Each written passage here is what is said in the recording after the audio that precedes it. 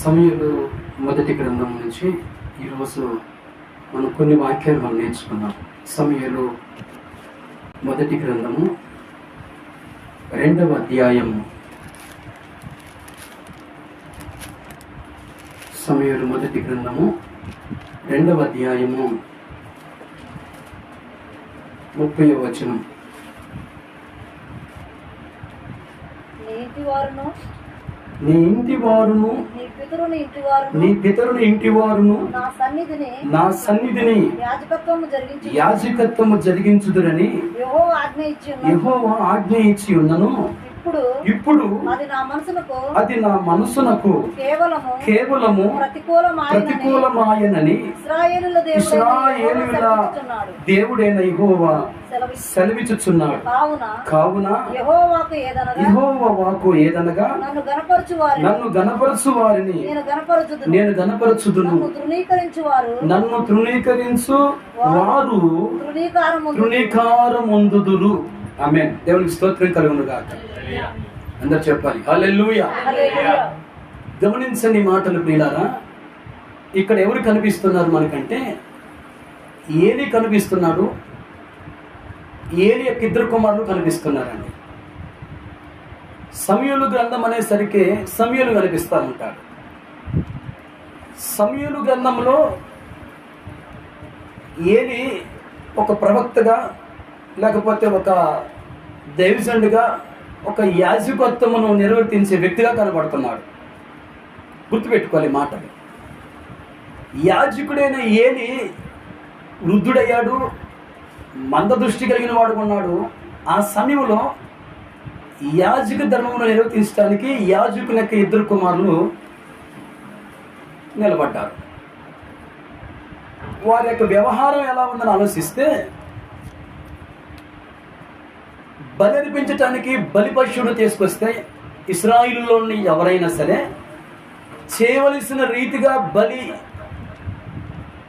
యాగము చేస్తే దేవునికి ఇంపుగా సువాసనగా ఉంటుంది. అలా కాకుండా తమకు నచ్చినట్టు చేస్తే అది ఉండదు. నా యొక్క ముఖ్య ఉద్దేశం ఏంటంటే,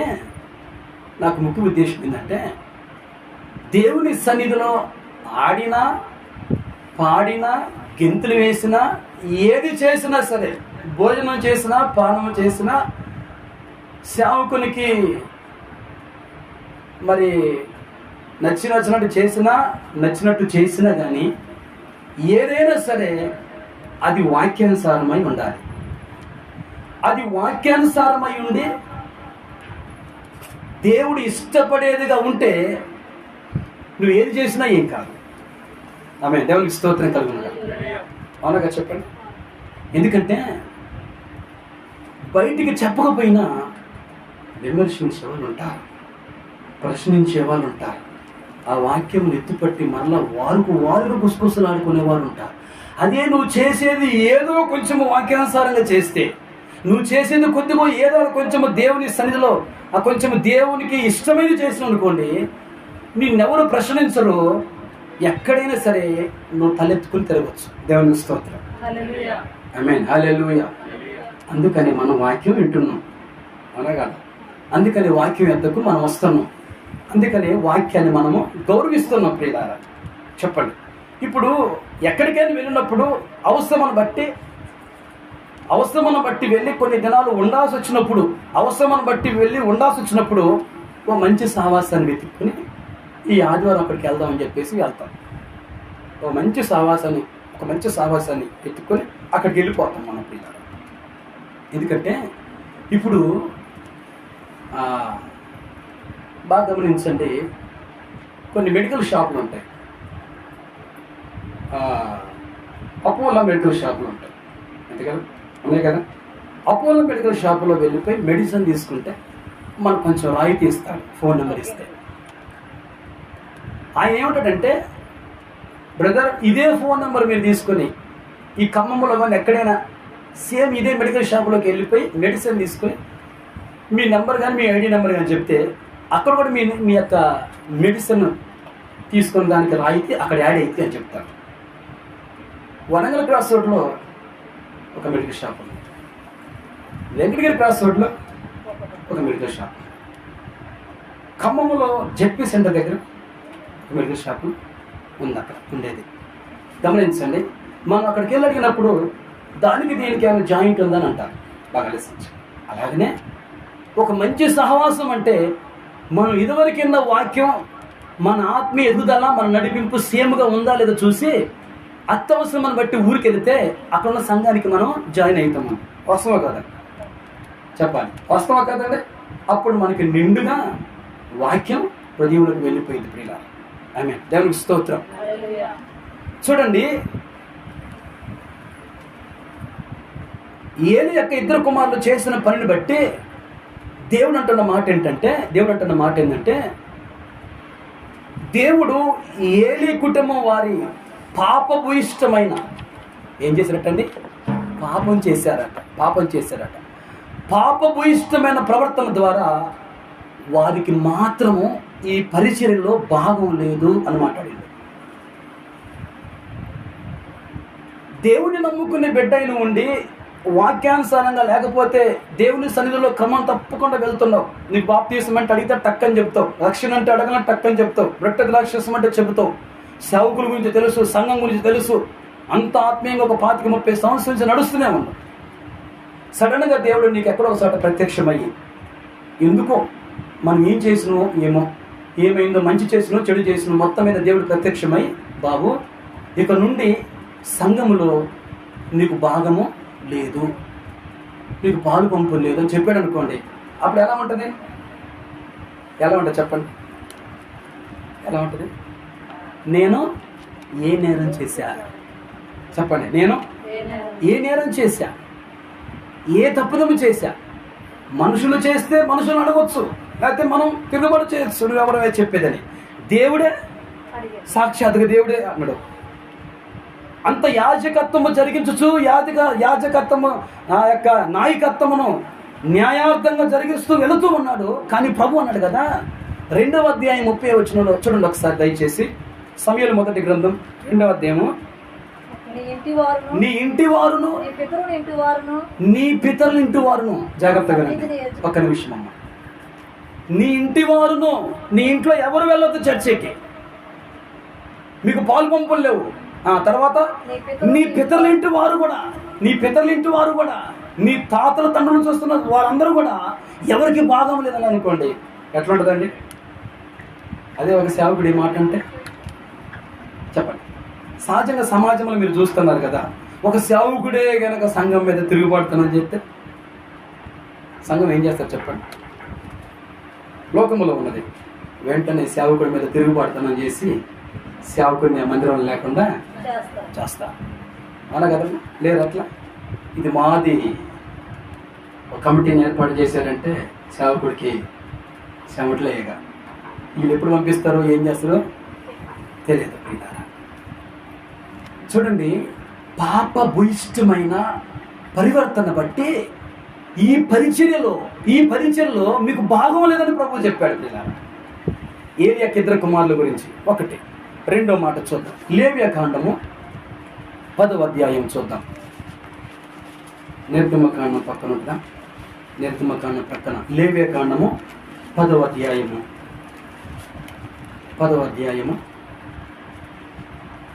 మొదటి నుంచి చదువుకోండి, త్వరగా చదవాలి. అహరోను కుమారులైన నాదాబు, అబీహులు తమ దూపర్తలను తీసుకొని వాటిలో ఇప్పులించి వాటి మీద ధూపద్రవ్యం. అహరోను కుమారులైన నాదాబు, అబీహులు తమ ధూపాత్రలను తీసుకొని వాటిలో నిప్పులుంచి వాటి మీద ధూపద్రవ్యం వేసి యెహోవా తమకు ఆజ్ఞాపింపని వేరొక అగ్నిని ఆయన సన్నిధికి తేగా యెహోవా సన్నిధి నుండి అగ్ని బయలుదేరి వారిని కాల్చివేసెను.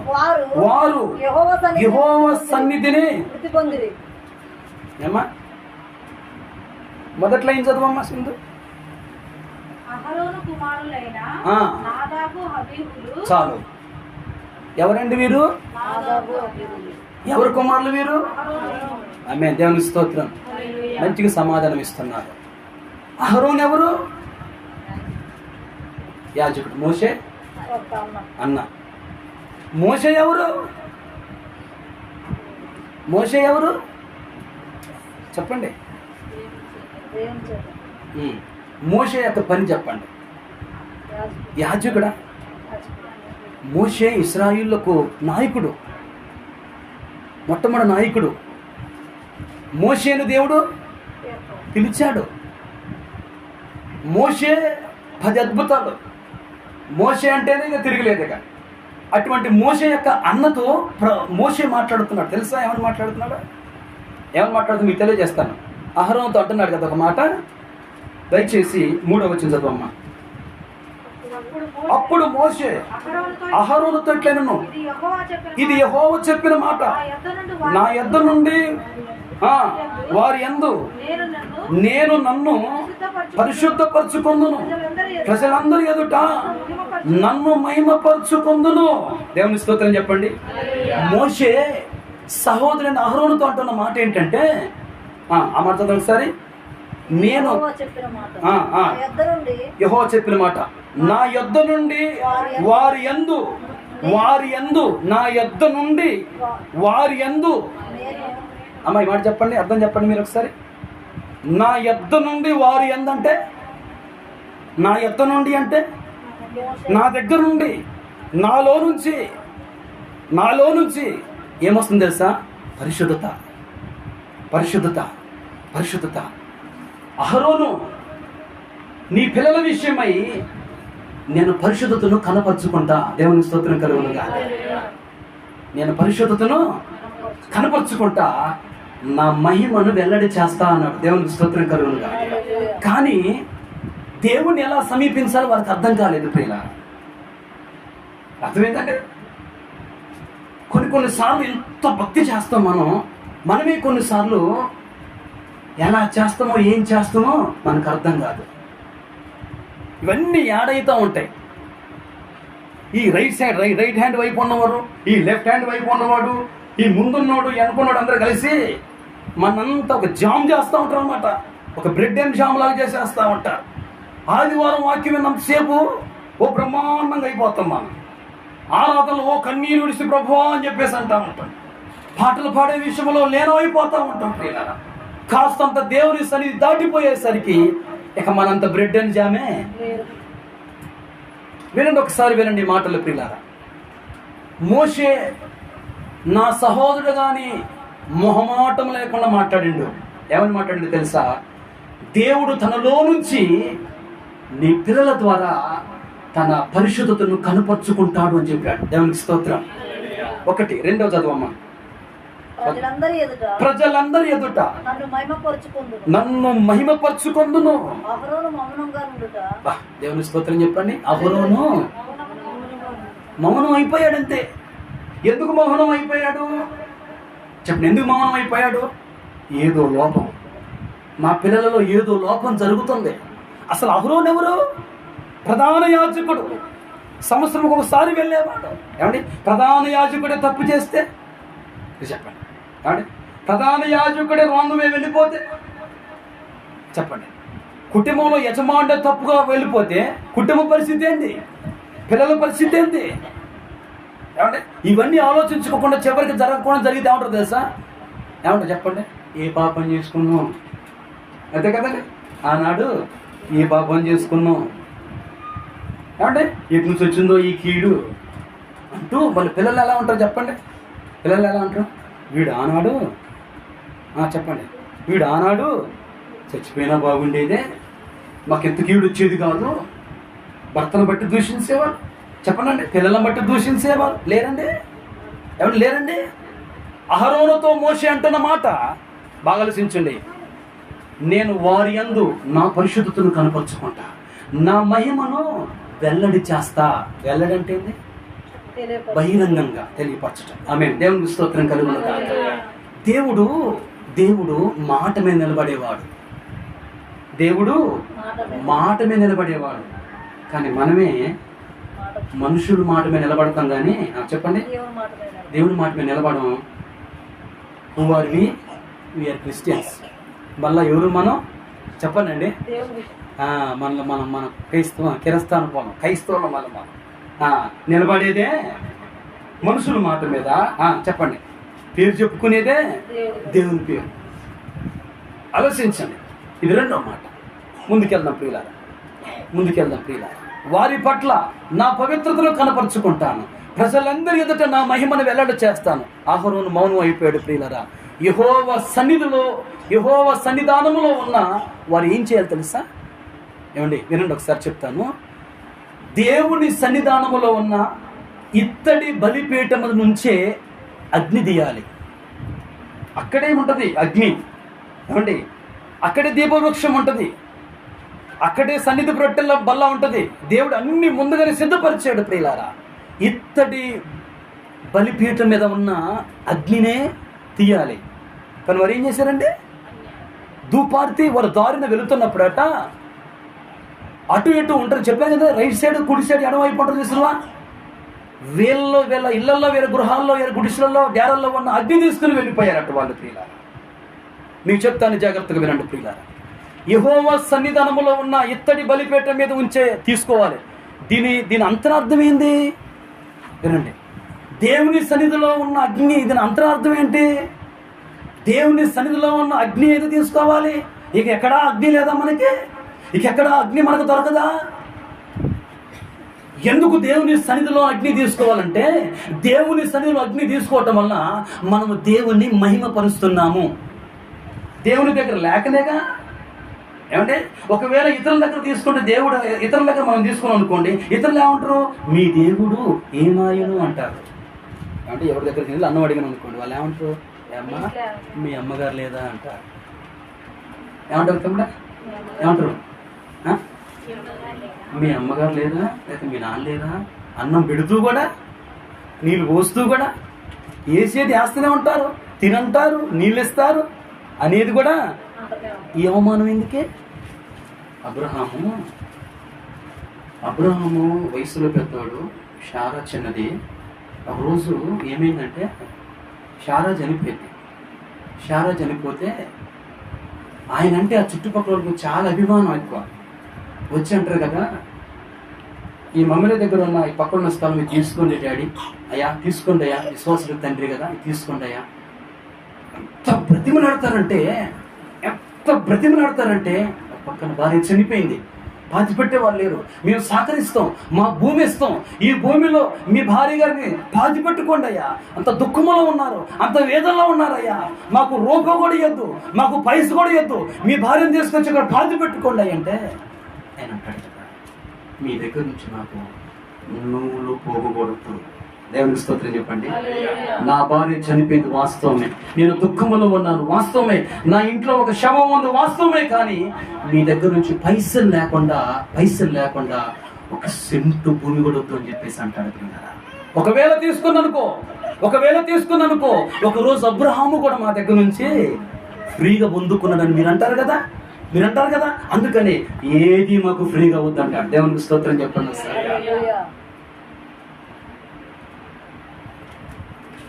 జనులకు దీవెనగా మార్చవని అంటే యేసన్న గారు కొత్త పాట, మొదటి పాట ప్రియులారా. ఎక్కడికైనా వెళ్ళినప్పుడు, ప్రభువా ఈ ఇంటి వారికి నేను దీవెనకరంగా ఉన్నానా? ఏదైనా ప్లేస్లో అడుగు పెడితే ఈ ప్రాంతం వారికి నేను ఆశీర్వాదకరంగా ఉన్నానా? ఈ జనులకు దీవెనకరంగా ఉన్నానా ప్రభువా? ఆ పాట వింటే ఎంత దుఃఖం అనిపిస్తాం. పాటలు పాడటమే కాదు, ఏమండి ఇంకా మరొకటి చేయటమే కాదు, కానీ ఒకటి ఏంటంటే దాని మీనింగ్ మనం తెలుసుకోవాలి. ఇదిగో ఇంత ఆత్మీయంగా బ్రతుకుతున్న నా జీవితంలో ప్రభువా, ఇక్కడ అడుగు పెట్టాను ప్రభువా, ఈ జనులకు నేను దీవెనకరంగా ఉన్నానా? ఈ కుటుంబ వారికి నేను దీవెనకరంగా ఉన్నానా? చాలా మందిని చూశాను, మంచి వస్త్రాలు కట్టుకుంటారు, పర్వాలేదు అని చెప్పేసి ఇంట్లో ఉన్న పనంతా, ఇంట్లో తల్లిదండ్రులు కానీ అత్తమ్మ కానీ ఎవరున్నా కానీ వాళ్ళు కాలు కింద పెట్టకుండా ఇంట్లో పనంతా చేస్తారు వాళ్ళే. అర్థమైందండి? ఇంట్లో పనంతా మీకెందుకు అత్తగారు, మేము చేస్తాం పట్టని చేస్తామంట. అమ్మ లేదులమ్మ మీకు కొంచెం జాబ్ చేసేవాళ్ళు ఉన్నత స్థితిలో ఉన్నారమ్మంటే పర్వాలేదు, మేము చేసుకోవట్లేదు ఇంట్లో అని చెప్పేసి చేసేవాళ్ళు ఉన్నారు. ప్రియులారా, దేవునికి స్తోత్రం కలిగి జనులకు నీవు దీవెనకరంగా ఉండాలి. అది దీవెన. మట్టి రాసుకోవటం, మసి రాసుకోవటం, కింద పడటము, పని చేయటము, వారికి ఇబ్బందికరంగా లేకుండా హ్యాపీగా చేస్తూ చూసినవా, అది జనులకు దీవెనకరంగా ఉండటమంటే అది దేవునికి స్తోత్రం కలుగును గాక. ఈ లోకములో ఉన్న కిరీటాల కోసం కాదు ప్రభువుని మనం ఆశ్రయించి నమ్ముకుంది. నిత్య జీవం వెళ్ళేటప్పుడట దేవుడట ఒక మహిమ కలిగిన ఒక నీతి కిరీటం తీసుకుని మన కోసం వస్తాడట. దేవునికి మహిమ కలుగును గాక. చెప్పండి హల్లెలూయా. ఎస్ ప్రియులారా, మరొక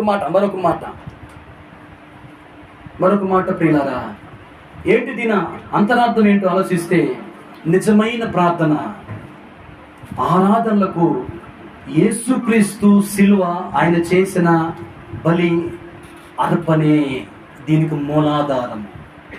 యేసుక్రీస్తు ప్రభు వారి స్థానంలో మరొకరు మరణించలేరు. యేసుక్రీస్తు ప్రభు వారి స్థానంలో మరొకరు రక్తం కార్చలేరు ప్రియులారా. యేసుక్రీస్తు వారి స్థానంలో మరొకరు ఓర్పు సహనం కలిగి త్యాగం చేయలేరు ప్రియులారా. ఆయన ఒక్కడే ఆ బలిపీఠం మీద బలి కావలసిన వాడు ఆయన ఒక్కడే ప్రియులారా. అన్యులు ఎవరు బలివ్వలేరు, బలి కాలేరు ప్రియులారా. అన్యులు ఎవరు బలిదానం కాలేరు. ఎడ్ల యొక్కయో మేకల యొక్కయో ఏ రక్తము మనుషులు పాపము తీసివేయలేదు ప్రియులారా. ఇది దీని యొక్క మూలాధారము. యేసుక్రీస్తు శిలువ ఆయన చేసిన బలి అర్పణలే ఇదిగో మూలాధారము కావాలి కానీ మరొక బలి కాదు. నువ్వు ఏ బలిచ్చినా కానీ అది బలిదానం కానే కాదు. అది పాపమును తీసివేయలేదు. అది నిజమైన ప్రార్థన, అది నిజమైన ఆరాధన కానే కాదు. దేవుని స్తోత్రం కలుగును. ఎస్, ఇది రెండు. మూడో విషయానికి వద్దాం ప్రియులారా. మరి ఇక ఏ ఇతర నిప్పును కూడా ధూపం వేయకూడదు. కానీ వారు అన్ని అగ్ని తీసుకొచ్చి ధూపం వేశారు. నాదాబు అబీహులు, గుర్తుపెట్టుకోండి, నాదాబు అబీహులు పరిశుద్ధతను లెక్క చేయలేదట. ఈ రోజుల్లో అందరు లెక్క చేస్తాము, అన్ని లెక్క చేస్తాం, కానీ పరిశుద్ధతను లెక్క చేయం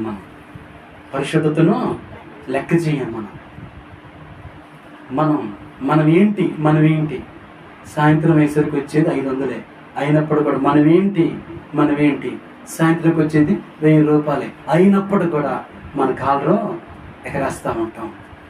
నాదాబు అబీహులు పరిశుద్ధతను లెక్క చేయలేదు. ఆయన సన్నిధిలో కూర్చున్నంతసేపు ప్రతి విశ్వాసికి గుర్తొచ్చేది ఏంటంటే పరిశుద్ధత. నువ్వెన్ని ఆటలాడినా, నువ్వెన్ని పాటలు పాడినా, నువ్వెన్ని చిమ్మికులు చేసినా కానీ పరిశుద్ధత లేకపోతే ప్రభువుని ఎవరు చూడలేరు. ఏముండాలి చెప్పండి, పరిశుద్ధత. మరి పరిశుద్ధత ఎవరిలో ఉంటుంది చెప్పండి, ఎవరిలో ఉంటుంది? స్వార్థం, అసూయ, ఆమెను గిల్లేయాలి, కొరికేయాలి, నరికేయాలి, చిప్పేయాలి, నరికేసి బాధాలి, వీళ్ళలో ఉంటుందండి పరిశుద్ధత. చెప్పండి, ఎప్పుడు చూసినా కానీ ఈ అట్టు పనులు, ఈ టమాటాలు కుళ్ళిపోయినట్టుగా చెప్పండి ఏమంటారు, కుళ్ళు, కుతంత్రాలు, ఆవేశాలు, వాళ్ళ టాలెంట్లు చూపిస్తూ ఉంటారు. క్రైస్తవుడు అయినప్పుడు ఎప్పుడు కూడా నీ టాలెంట్ ఇతని మీద ఎప్పుడు ప్రదర్శించకూడదు. దేవుని స్తోత్రం. నీకంటే ముందుగా ప్రధాన యాజకుడైన నీ ప్రభు కనపడాలి వారికి. దేవునికి స్తోత్రం కలుగుతుంది. అందుకని మనము కింద పడిపోతున్నాం తెలుసా, అందుకని మనం బాధపడిపోతున్నాం, అందుకని మనం ఫెయిల్యూర్ అయిపోతున్నాం ప్రియులారా. ఇది రెండో మాట. మూడోది వెళ్ళిపోదాం ప్రియులారా. ఒకటి, వారు ఏం లెక్క చేయలేదు చెప్పండి, పరిశుద్ధత లెక్క చేయలేదు. ఆయన సమీపించటానికి సరైన మార్గం ఏదో ఆయన ఎలా సన్మానించాలో వారు ఆలోచించలేకపోయారట. కొందరు తండ్రిని సన్మానిస్తే తండ్రిని సన్మానించారు, కొందరు పిల్లల్ని చూస్తే కొడుకుని చూడండి. చెప్పండి, కొంతమంది భర్తను చూస్తే భార్యను చూడండి, కొంతమంది డబ్బును చూస్తే అసలు మనుషులనే పట్టించుకోరు. ఏమంటే కొందరు బట్టల మీద వ్యామోహం, పిల్లల మీద కూడా ఉండదు. పిల్లలపై సడన్గా తల్లి ఒకవేళ మంచిగా అమ్మ తీసుకుని చక్కగా శారీస్ అన్ని అలమార్లో పెట్టుకుంది అనుకోండి, ఈ పిల్లవాడికి ఏదో అవసరమని వెళ్ళిపోయి లోపల పోయి అది కావాలి ఇది అంటే ఈ లోపల అన్ని సారీ మొత్తం శారీస్ అన్ని కింద పడుతున్నాయి అనుకోండి. మమ్మీ దగ్గరికి వచ్చేసి పర్వాలేదులే నాన్న నేను మడత పెట్టుకుంటానేరా నువ్వు వెళ్ళరా అనిద్దండి. ఏమనిద్ది చెప్పండి, ఏం చేసిద్దండి? వీపే సాగు చేసిద్ది. నీ ఆట తర్వాత, నీ పాట తర్వాత నా శారీస్ అన్నీ పడేశారు. గమనించండి ప్రియులారా. రెండో మాట నేను చెప్పదలుచుకున్న రెండో మాట ఏంటంటే, ఈ యొక్క నాదాబు అబీహులు దేవుణ్ణి సమీపించడానికి సరైన మార్గం మీద వారికి అర్థం కాలేదు. ఒక విషయం తెలుసా మీకు? నేను చెప్పిన ఇదివరకు ఒక మాట ఏంటంటే, అసలు దేవుడెవరో నీకు తెలియాలి. పాట ఏందో, వాక్యం ఏందో, వాయిద్యం ఏందో, చర్చ ఏందో కాదు నీకు తెలిసేది. First of all you should know who is God. అందుకని బిల్లీ గ్రహం గారు ఎక్కడికి వెళ్ళినా కానీ 40 మందికి పైన సువార్త చెప్పిండట. ఆయన ఏమన్నాడు తెలుసా? గాడ్ లవ్స్ యూ అన్నాడు. నేను నిన్నటి దినాన్ని ఈ మాటను ధ్యానిస్తున్నాను. ఎందుకు అన్నాడబ్బా అని ఆలోచిస్తే, ఎవరైతే మీరు ఎవరు అనుకుంటున్నారు, ఇట్ ఈస్ యువర్ ఒపీనియన్. నా హృదయంలో ఒకడున్నాడు, నా హృదయంలో ఒకడున్నాడు, నా గుండె నిండా ఒకడున్నాడు. God loves you. ఏమైనా వ్యత్యాసం ఉంది అక్కడ? ఎదుటివానికి ఏమైనా నొప్పి కలిగిందండి? చెప్పండి. కానీ వీధిలో పోయేవాడికి ఏమైనా బాధ కలిగిందండి? ఆయన ఇది పెద్ద బోధించుకుంటున్నాడు, డబ్బు కొట్టుకున్నాడు ఉందండి? లేదు. ఒకటే మాట చెప్పిండు బిల్లీ గ్రహం గారు, my brother, God loves you. అందుకనే దేవుడెవరో చెప్పండి, దేవుడెవరో తెలియాలి. ఆయన శక్తి ఏందో, ఆయన మహిమ ఏందో, ఆయన సామర్థ్యం ఏందో నీకు తెలియాలి. దేవునికి స్తోత్రం కలుగును గాక. ఆయన ఎలా సన్మానించాలో వాళ్ళు ఆలోచించలేకపోయారు. నేను చెప్తున్నాను దీంట్లో ఏంటంటే, ముఖ్యమైనది ఏంటంటే ఆలోచన ఏలీ కుమారులకు లేకపోవటమే పరిచర్యలో భాగం లేకుండా అయిపోయింది. అర్థమైంది ప్రియులారా? నువ్వు బాగా పాడొచ్చు, నువ్వు బాగా వాయిద్యాలు కొట్టొచ్చు, నువ్వు బాగా కానుకలు ఇవ్వచ్చు, నువ్వు ప్రభు కోసం ఎంతైనా చేయొచ్చు, అడక్కొచ్చని పట్టొచ్చు సేవకుడికి. కానీ నీకేముండాలి తెలుసా? ఆలోచన. ఏమన్నా చెప్పండి? ఆలోచన. ప్రియ సహోదరి సహోదరులారా, ఏమి చేసినా కానీ దేవుని యొద్దకు వచ్చినప్పుడు ఆలోచన లేని పనులు చేయబాకండి. ఆలోచన లేని పనులు. వీరి పరిస్థితి ఏమి తెలుసా? వీరి పరిస్థితి ఏమైందంటే ప్రియులారా, దేవుడు చెప్పిండు కదా, వారి భూయిష్టమైన ప్రవర్తన ద్వారా వారికి మాత్రము పరిచర్యలో భాగం లేదు అన్నాడండి. ఎంతమంది పరిచర్యలో భాగం లేని వారు వెళ్ళట్లేదండి ప్రభు యొద్దకి? ఆలోచించిన ఒకసారి ప్రియులారా. ఇది మరొక మాట మీకు చెప్తున్నాను, మరొక మాట చెప్తున్నాను. అదే గ్రంథము సమూయేలు మొదటి గ్రంథము 2వ అధ్యాయం 30వ వచనం చదవండి దయచేసి. కొంచెం కిందికి రమ్మా, చదవండి. నీ ఇంటి వారును నీ పితరుల ఇంటి వారును నా సన్నిధిని యాజకత్వము జరిగించుదురని యెహోవా ఆజ్ఞ ఇచ్చి ఉన్నాడు కదా. ఇప్పుడు అది నా మనస్సునకు కేవలము ప్రతికూలమైనది. ఏమన్నాడు తెలుసా అండి? ఇదిగో, నీ ఇంటి వారికి ఛాన్స్ లేదు, నీ ఇంట్లో ఉన్న వారికి భాగం లేదు. ఒకటి. రెండోది ఏమన్నాడు? మీ తాతల తండ్రి దగ్గర నుంచి కూడా లేదు అన్నాడు. రెండో మాట ఏమన్నా తెలుసా? మూడో మాట ఏమన్నా తెలుసా? నా సన్నిధిలో మీరు యాజకత్వం చేస్తారు, నా పరిచర్యలో మీకు భాగం ఉందని నేను మాటిచ్చాను కదా. ఐదో మాట ఏమన్నాడు తెలుసా? అది నా మనస్సునకు కేవలం ప్రతికూలమాయను. అంటే ఆ తలంపు నా మనసుకు దూరమైంది అన్నాడండి. ఇది కాస్తంత కూర్చొని ఆలోచించవలసిందే. ఏమండి? కాస్తంత కూర్చొని ఆలోచించవలసిందే.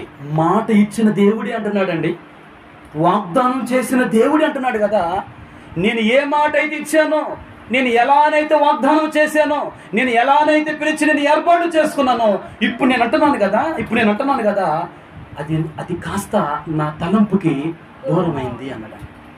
అందరితో పాటు మనం లైన్ మీద వెళ్ళి కాగితాలు తీసుకుని వెళ్ళిపోయి అందరితో పాటు నమస్తే చెప్పి, సెల్లుడు చేసి, గుడ్ మార్నింగ్ చెప్పి, సార్ నా పేపర్, సార్ బాగున్నారా, మేడం గారు బాగున్నారా, పిల్లలు బాగున్నారా, వర్క్ ఎలా ఉంది సార్, మొన్నటి దాకా రాలేదు, మీ ఆరోగ్యం బాగా ఎలా సార్, అందరూ ఒక్కొక్క విధంగా విష్ చేసుకుంటూ వారి అప్లికేషన్ ఇచ్చుకుంటూ వెళ్తున్నారు. ఈ లోపల మనం కూడా వెళ్ళామనుకోండి, బాబు అది కాస్త నా తలంపుకు దూరంగా ఉందని ఆ నలుగురిలో పట్టుకుని ప్రభు అన్నాడు అనుకోండి, ఎలా ఉంటుంది? ఏంటి ఇంతమంది కాగితాలు తీసుకున్నాడు కదా, ఇంతమంది అప్లికేషన్ తీసుకున్నాడు కదా, ఇప్పుడు నా కాడికి వచ్చేసరికి ఏమన్నాడు చెప్పండి? బాబు అది లిస్టులో లేదయ్యా. ఎందుకో తెలుసా? ఒకటే అన్నాడు కదా, నన్ను కనపరచు వారిని నేను కనపరుస్తానన్నాడు. దేవునికి స్తోత్రం చెప్పండి. నాదాబు అబీహులు గాని, ఒప్పునే పినిహాసులు గాని వారు ఏం చేశారు తెలుసా? నన్ను తృణీకరించారు వాళ్ళు. ప్రభు ఎటువంటి వాడు తెలుసా? మీకు చూపిస్తాను ప్రియులారా. నిర్గమకాండము 34వ అధ్యాయం 6వ వచనం 7వ వచనం చదవండి. నిర్గమకాండము 34 పక్కనే ఉందండి. 34:6 అతని ఎదుట యెహోవా అతని దాటి వెళ్ళుచు యెహోవా కనికరము, దయ, దీర్ఘశాంతము, విస్తారమైన కృపా సత్యములు గల దేవుడైన యెహోవా. దేవుడు ఎటువంటి వాడటండి? ఏమండి బాగా వినండి. గుణ లక్షణాలు కలిగిన వాడే. ఆయన ఎటువంటి గుణం కలిగిన వాడండి? ఏమండి ఆయన ఎటువంటి గుణం కలిగిన వాడంటే ప్రియులారా జాగ్రత్తగా మాట వినండి. దయ కలిగిన వాడు. దేవునికి స్తోత్రం చెప్పండి. హల్లెలూయా. దయ కలిగిన వాడు. ఆయన దయగల దేవుడు. ఒకటి. రెండవది, త్వరగా కోపపడిన వాడు. రెండు. మూడవది ఏంటంటే అత్యంత కృపా సత్యము కలిగిన వాడు. దయ కలిగిన వాని దగ్గర ఏముంటదండి? దయ ఉంటుంది. కృప కలిగిన వాని దగ్గర కృపే ఉంటుంది. సత్యం కలిగిన వాని దగ్గర సత్యం ఉంటుంది. ఇంత దయ కలిగి, ఇంత కృప కలిగి, ఇంత వాత్సల్యం కలిగిన ఈ దేవుని గురించి మరొక మాట ఏముందో తెలుసా? చూడండి. 20వ అధ్యాయము నిర్గమకాండము 20వ అధ్యాయము 3వ వచనం 20వ అధ్యాయము. నేను తప్ప వేరొక దేవుడు నీకు ఉండకూడదు. పైన ఆకాశం అందే గాని, క్రింది భూమి అందే గాని, భూమి కింద నేల ఎందే గాని, ముందు దేని రూపము అయినను విగ్రహమైనను నీవు చేసుకోనకూడదు. వాటికి సాగిల పడకూడదు, వాటిని పూజింపకూడదు. ఏలయనగా నీ దేవుడైన యెహోవా నాకు నేను. నీ దేవుడైన 5వ వచనంలో నీ దేవుడైన యెహోవా నాకు నేను రోషము గల దేవుడను, నన్ను ద్వేషించు వారి విషయంలో 3-4 తరముల వరకు. చూసారండి? ఇదివరకు ఏమన్నాడండి? చెప్పండి. ఇదివరకు ఏమన్నాడండి? దయ కలిగిన వాడు. Thank you. కృపా సత్యము కలిగిన వాడు అన్నాడు. ఇప్పుడు ఏమన్నాడు తెలుసా ప్రియులారా? నన్ను ద్వేషిస్తే ఊరుకునేది లేదు. దేవునికి స్తోత్రం. నన్ను ద్వేషిస్తే ఊరుకునేది లేదు అబ్బాయి. అస్సలు ఊరుకునే లేదు. ఎంత పెద్దవాడైనా సరే ఎవరిని లెక్క చేయను. గొలియాతుని లెక్క చేయలేదండి. గొలియాతు లాంటి వాళ్ళు తిరుగుబాటు చేస్తే దావీదు లాంటి వాళ్ళని పుట్టిస్తాడు దేవుడు. దేవునికి స్తోత్రం చెప్పండి. హల్లెలూయా. గమనించండి ప్రియులారా, ఈ మాటను ఒకసారి ఆలోచించండి. దయ కలిగిన వాడు అంటున్నాడు, నన్ను ద్వేషిస్తే ఊరుకునేవాడు కాదని ప్రభు మాట్లాడుతూ ఉన్నాడు. ప్రియులారా గమనించండి. ప్రభువు కావలసింది ఏంటంటే తనను గణపరచాలంటే ఒకటే చెప్పిండు ఆయన. అది కూడా పూర్తి చేసిండు. నన్ను గణపరచు వారిని, చెప్పండి, నన్ను గణపరచు వారిని నేను గణపరుస్తా. ఏమండి దేవుడు గణపరుస్తాడట నిన్ను. 10 మంది విద్యార్థుల్లో దేవుడు నిన్ను గణపరుస్తాడట. ప్రభు నిన్ను గణపరచడానికైనా నువ్వు ప్రభువుని గణపరచాలి. దేవునికి స్తోత్రం. ప్రభువు నిన్ను మెచ్చుకోవటానికైనా నువ్వు ప్రభువుని మెచ్చుకోవాలి. దేవునికి స్తోత్రం చెప్పండి అండి. అర్థమైందండి ఈ మాట మీకు ప్రియులారా? ఒకటి మీకు తెలియజేస్తాను. తన చిరకాల వాంఛ, ఒక్కొక్క మనిషికి ఒక్కొక్క వాంఛ ఉంటుంది, ఒక్కొక్క మనిషికి ఒక్కొక్క కోరిక ఉంటుంది ప్రియులారా. కానీ అన్నీ నెరవేరు. పాపం అన్నీ నెరవేరుతాయి అండి. నెరవేరు. వయసు పెరుగుతున్న కొద్దిగా చిన్నప్పుడు అనుకుని నేను గుర్తు చేసి బాధపడే వాళ్ళు ఉంటారు, కన్నీళ్ళు పెట్టుకునే వాళ్ళు కూడా ఉంటారు. నేను అనుకుని ఏది జరగలేదు కదా బాధపడే వాళ్ళు కూడా ఉంటారు ప్రియులారా. ఒక వ్యక్తి గురించి సూక్ష్మంగా, అంటారా? సూక్ష్మంగా అతి తక్కువ సమయంలో నేను చెప్తాను ప్రియులారా. జాగ్రత్త వినండి. ముఖ్యమైన మాటలు రాసుకోండి, తప్పేం లేదు ప్రియులారా. తన చిరకాల వాంఛ ఏంటంటే ఒలింపిక్స్లో ఐఎమ్ ద నెంబర్ 1 ఒక గోల్డ్ మెడల్ సంపాదించాలని అనుకున్నాడు ఒక వ్యక్తి ప్రియులారా. అది చిరకాల వాంఛ. ఇక దానితో ముగించబడాలనుకున్నాడు ప్రియులారా. వినండి, అయితే ప్రియులారా, అతను గోల్డ్ మెడల్ సంపాదించాం అనుకున్నాడు. కానీ గోల్డ్ మెడల్ కంటే తన దేవుణ్ణి పూర్ణ హృదయంతో ఆరాధించటమే ముఖ్యమని కూడా అనుకున్నాడు. దేవునికి స్తోత్రం కలుగును గాక. ప్రపంచానికి చాటి చెప్పిన వ్యక్తి.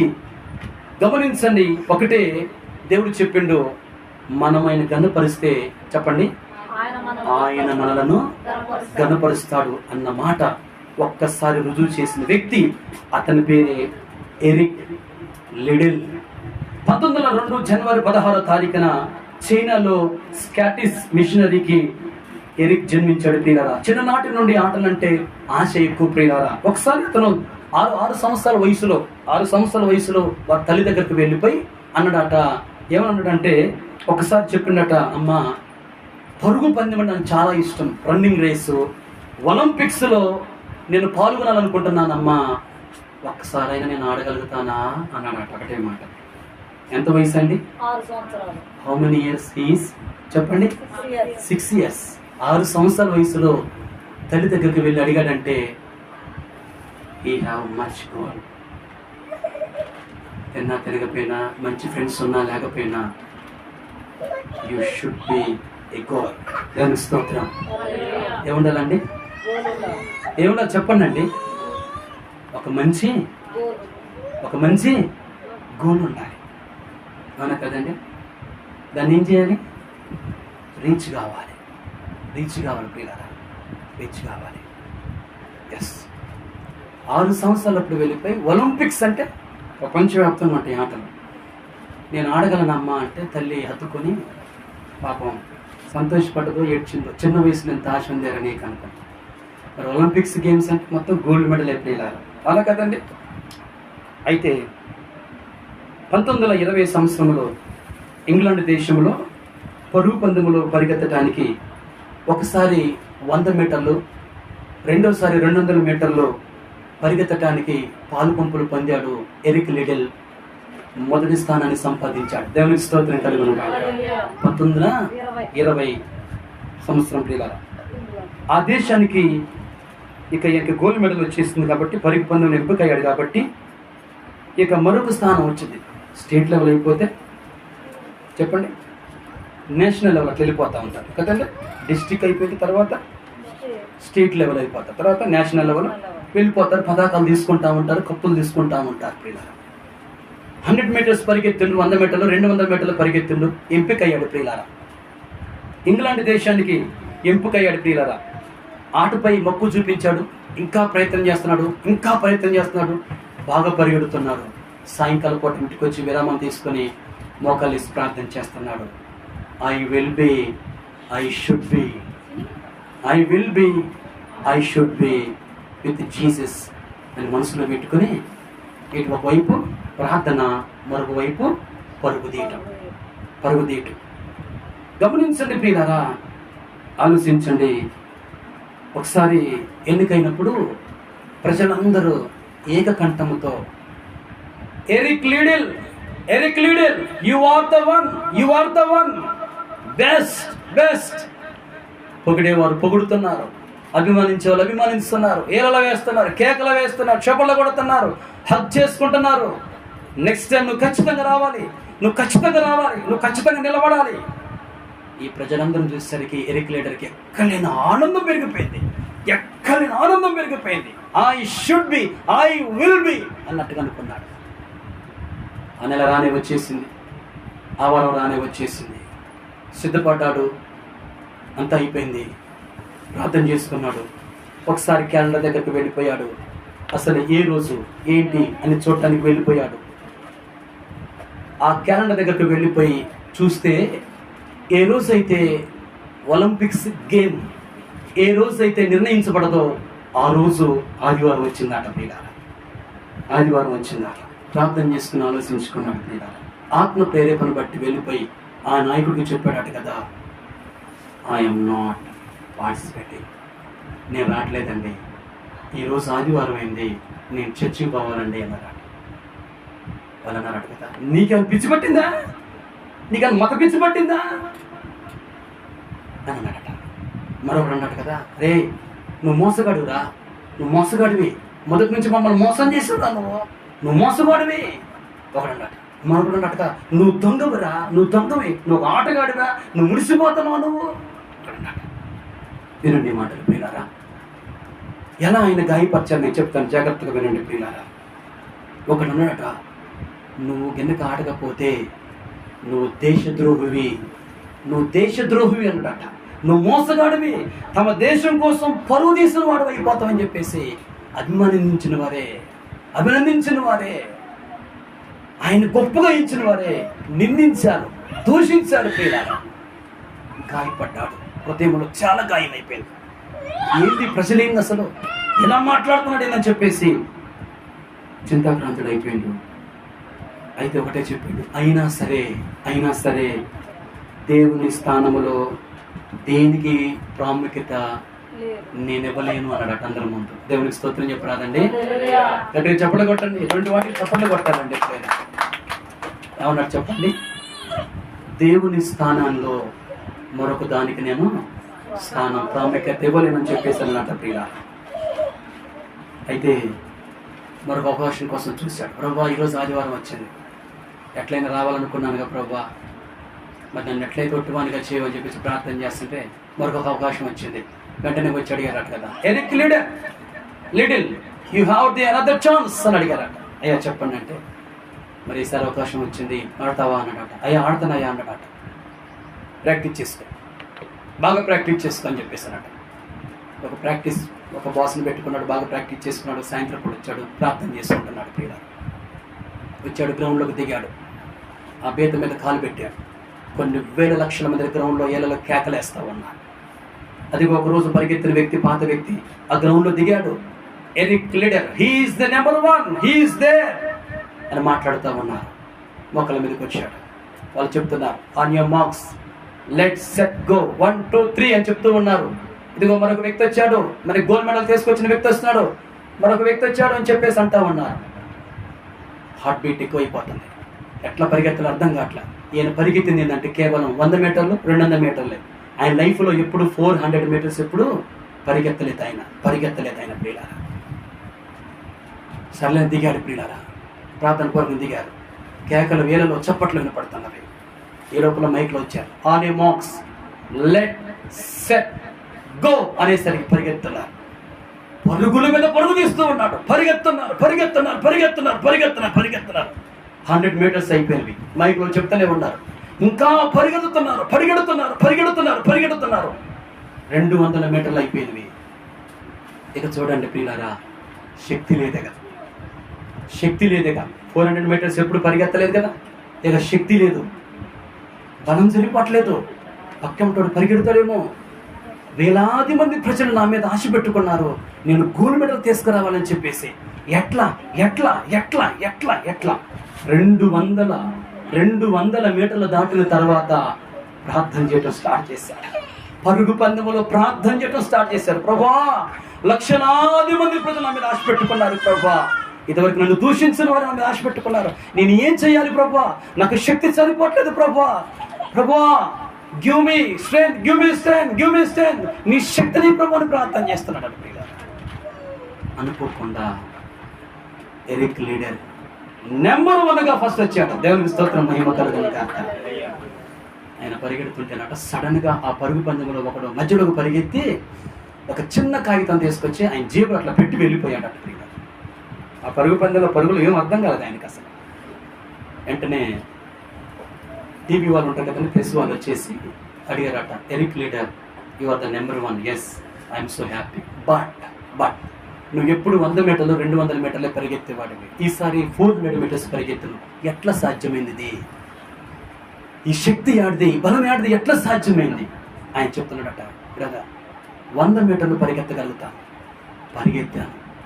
150 200 మీటర్లు పరిగెత్తాను, ఇదిగో 200 మీటర్లు నేను పరిగెత్తాను, మిగతా 200 మీటర్లు ప్రభువే నన్ను పరిగెత్తించాడని చెప్పాడు. దేవునికి మహిమ కలుగును గాక. చెప్పలు కొట్టండి. 400 మీటర్లు పరిగెత్తడానికి దేవుడే కొంత సమయం అయిన తర్వాత ఎవరో పరుగు పందెముల మధ్యలోకి వచ్చి కాగితం పెట్టారు జేబులో, అది తీసి చదివినట. అదే సమయం మొదటి గ్రంథం 2వ అధ్యాయము 30వ వచనంలో ఉన్న చివరి మాట ఏంటంటే, నన్ను గణపరచు వారిని నేను గణపరచెదను.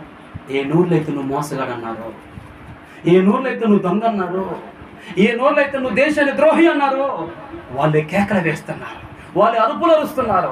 Eric leader, you are the number 1, you are the number 1 అన్నారు. ఒకటి మోకరించి అనుకున్నాడు, ప్రభువా నిన్ను గణపరిస్తే నువ్వు గణపరుస్తావు కదా, అందుకని పోయిన ఆదివారం మొదటిగా నీకు స్థానం ఇచ్చాను ప్రభువా అన్నాడు. దేవునికి స్తోత్రం కలుగును. ఎవరిని కనపరుస్తున్నావు? అయిపోయింది నా వాక్యం, నా టైం. ఎవరిని కనపరుస్తున్నావు? నీ అక్క నీకు ఫేమ్గా ఉండొచ్చు, నీ బిడ్డ అంటే నీకు ప్రాణం కావచ్చు, నీ భర్త అంటే నీకు ఇంకా ప్రాణం కావచ్చు, చర్చలు విడిచిపెట్టి వెళ్ళిపోయి అన్నం పెట్టి రావచ్చు, నీ అత్తమామ అంటే ఇంకా ఇష్టం ఉండొచ్చు, నీ ఆస్తి అన్నా, నీ బట్టలన్నా, నీ చదువు అన్న ఇంకా ఇష్టం ఉండొచ్చు. నీకు బాగా ఆలోచించు. దేనికి మొదటి ప్రిఫరెన్స్ ఇస్తున్నావు? దేనికి మొదటి స్థానం ఇస్తున్నావు? ఎవరిని గణపరుస్తున్నావు నువ్వు? Whom you are honouring? ఎవరిని గణపరుస్తున్నావు నువ్వు? చాలా మంది నిజదేవుని ఎరిగి ఉండి కూడా లోకములు మనుషులను గణపరిచి పువ్వులు ఇస్తారు, చాక్లెట్లు ఇస్తారు, విలువైన బట్టలు ఇస్తారు, చెప్పండి, ఇంకా విలువైన వస్తువులు ఇస్తారు. చెప్పండి, ఆదివారాలు కూడా ఆడపోయి కూర్చుంటారు.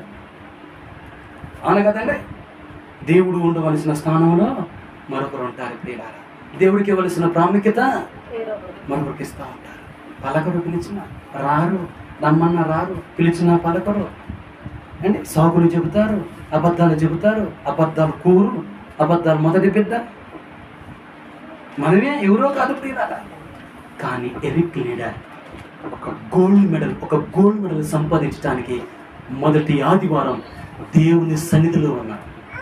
ఏమండి, నీకు అసాధ్యమేమో కానీ, నీ అక్క చెల్లెకి, అమ్మ తమ్ముడికి అసాధ్యమేమో కానీ, దేవునికి సమస్తము సాధ్యమే.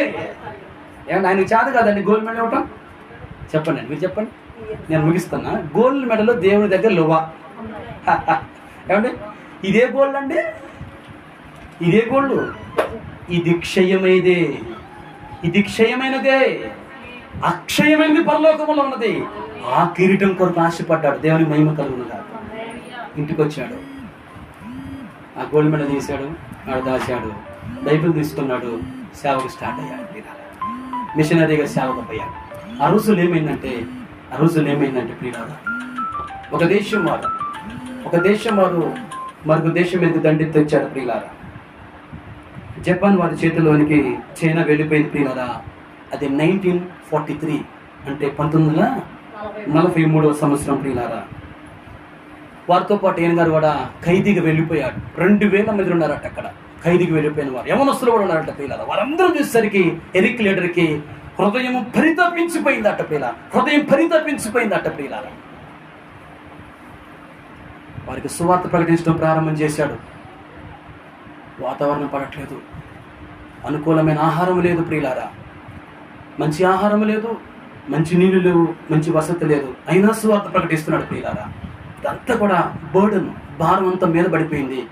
కూర్చుని ఆలోచించిందట, వీళ్ళందరూ నశించిపోతున్నారు, ఎట్లా ప్రభు అని ప్రార్థన చేస్తూ సువార్త అందిస్తూ ఒకసారి కూర్చుని సడన్గా అర్థం కాకుండా తన బ్రెయిన్ తలలో ఉన్న నరాలట చిట్లిపోయినాయట. గమనించండి, 1945 ఫిబ్రవరి 21వ తారీఖున ఎరిక్ కన్నుమూసి చనిపోయాడట. ఒకటే ఆయన గురించి రాయబడిన మాట ఒకటేంటంటే ప్రియులారా, నేను చేసింది జనం కోసం కాదు, పేరు కోసం కాదు, ప్రఖ్యాతి కోసం కాదు, ఇదిగో దేశం కోసం కాదు. కానీ ఎరిక్ అన్నాడు కదా, నేను దేవుని కోసం పరిగెత్తినా అన్నాడట. దేవునికి స్తోత్రం కలుగును గాక. చివరిగా ప్రభు అన్నాడు తెలుసా, నన్ను తృణీకరించు వారు చదవండి అన్నమాట. ఒకసారి స్పష్టంగా చదవండి. చివరి మాట ముగించుకుందాం. 2:30 సమయం మొదటి గ్రంథం.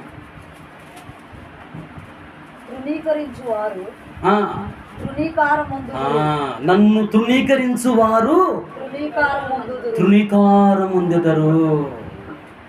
ఆయన ఆ మాట అంటే ఏంగా ఉండదు తెలుసా ప్రియులారా, దేవుని కోసం పరిగెత్తిన. ఆలోచించుకోండి ప్రియులారా, ఆలోచించుకోండి ప్రియులారా, ఎవరి కోసం పరిగెత్తుతున్నావు? త్రోవ పక్కన విత్తనం పడేది గ్రహించుకోలేకపోయారు, ఆకాశ పక్షులు వచ్చి ఎత్తుకుని పోయినవి. 4వ విత్తనము మంచి నిలబడింది. యోగ్యమైన మంచి మనసుతోనే వాళ్ళు అవలంబించారు, తీసుకున్నారు. 100 అంతలుగా, 60 అంతలుగా, 30 అంతలుగా ఫలించారు. మనకు కావాల్సింది ఏంటో తెలుసా? యోగ్యమైన మంచి మనసు కావాలి. యోగ్యమైన మంచి మనసు కావాలి. నేను చెప్తున్నాను, నీ ఎవరికి ప్రార్థన చేస్తున్నావు? నీ ఎవరిని గణపరుస్తున్నావు? నీ ఎవరిని సంతోషిస్తున్నావు? నువ్వెవరినో సంతోషించి ఎవరినో దండపరిస్తే, ఎవరికో దండేస్తే ప్రభు అన్నాడు కదా, నువ్వు తృణీకారము నొందుతావు. నీవు తృణీకారం నొందుతావు. నువ్వు నన్ను గణపరిస్తే, నువ్వు నన్ను హానర్ చేస్తే, ఐ విల్ హానర్ యూ. నేను నిన్ను గణపరుస్తానన్నాడు. దేవుడి మాటలు దీవించును గాక.